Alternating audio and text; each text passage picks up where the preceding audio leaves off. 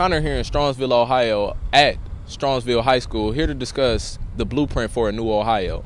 The 2016-17 budget plan that will take place here in the Strongsville School District. Take a look inside as we go in to discuss things and changes that will happen in the school with teachers and staff members.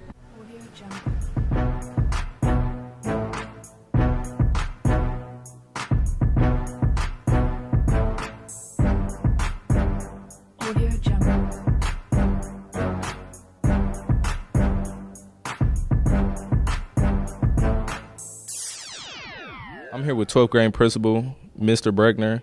When we say blueprint for a new Ohio, what does that mean to you? It means to me that the governor is trying his best to create a budget proposal that decreases taxes for everybody and helps decrease this deficit that we're involved in.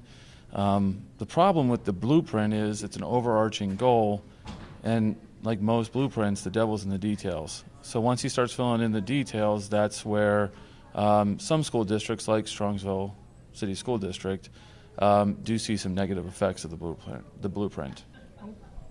Okay, your 2016-17 budget proposal would now cut $4.2 million more from state funding to Strongsville City Schools. How would that affect you guys?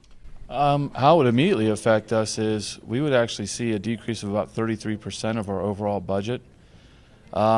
Direct translation, that's a decrease in teaching staff, which results in a decrease in programming, decrease in services available to students in regards to busing, increase in costs for local taxpayers, local athletes as far as pay to play. Really, it's one of those things where, although the overall goal is good, what it's going to do to Strongsville City Schools and the budget cut that it's going to cause for us is pretty devastating compared to what we have now. Okay. And budget proposals provide $692 million in funding to the Ohio Facilities Construction Commission, none of which will flow to Strongsville.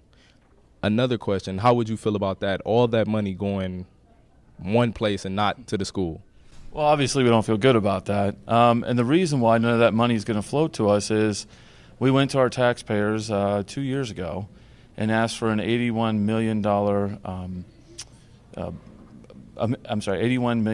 tax levy that would help us build new buildings, a new middle school, renovate the high school. It's a bond issue.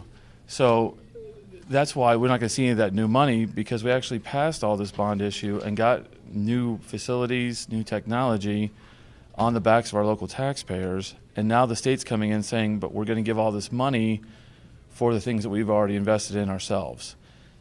Because they're doing that, not give us any tax breaks, they're basically just cutting our knees out from underneath us. Thank you, Mr. Breckner. No problem.